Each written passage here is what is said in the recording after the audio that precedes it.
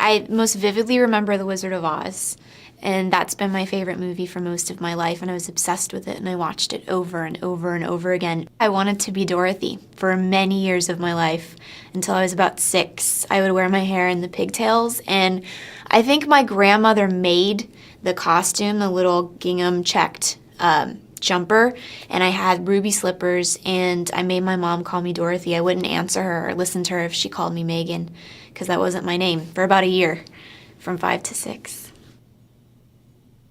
I always told my mother that I wanted to be an actress since before I can remember. And I think, maybe it started with Judy Garland and Wizard of Oz, but I've just never had any desire to do anything else, and I'm not really sure why.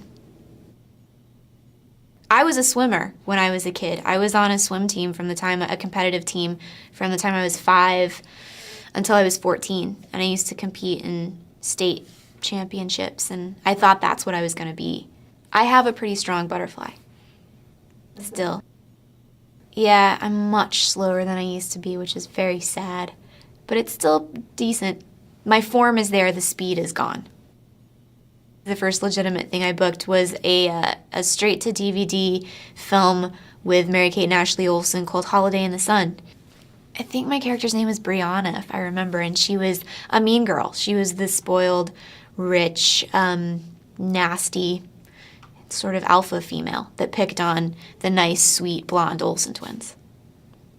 I don't know if people try to typecast me as that. I think I just sort of, for whatever reason, fell in to playing a mean girl, and I think more so because there are many more blonde actresses than there are brunette actresses, and so the chances of the heroine being blonde are statistically greater, and so then you want a visual opposite to portray the evil girl, and I am that opposite, I guess.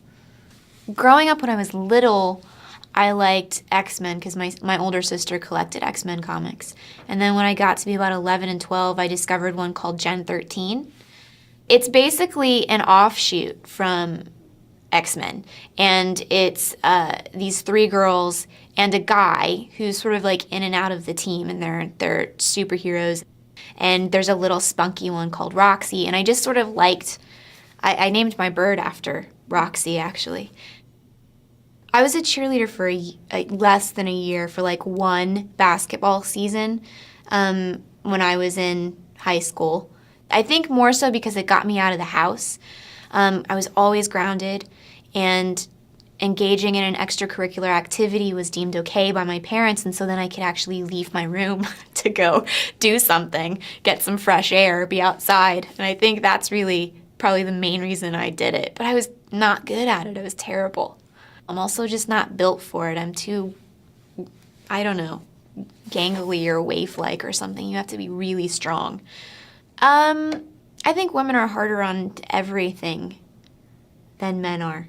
But I think grown women in particular can be, for some reason, really hateful towards me. But teenage girls they accept me much more.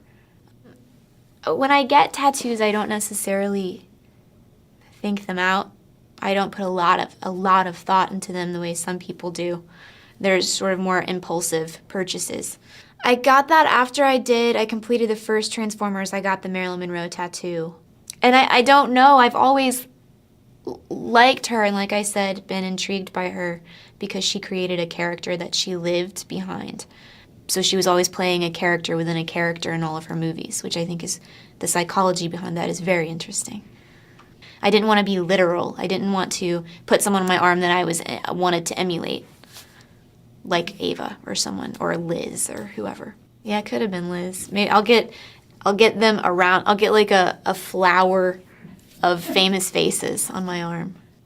When I got the call that I'd been offered this spot to host SNL, I didn't really want to do it because I'm so terrified and just I become frozen when I have to speak in front of large crowds of people. But obviously you don't say no to something like that because it's an unbelievable opportunity. So I did it, and I went. I'll never watch my episode ever. I can't. That gives me a panic attack thinking about it right now. Maybe like after I've had children and there are just so much, and there are more important things in life, then I'll be able to sit back and watch it and go, who cares? I would say I'm a cat person, even though most cat people are so strange. People that admit to being cat people are always so bizarre. Like whenever I go to work out, my pants are always covered in cat hair. It's so embarrassing. Like I'm that person. I'm that lady that goes out with cat hair all over her pants.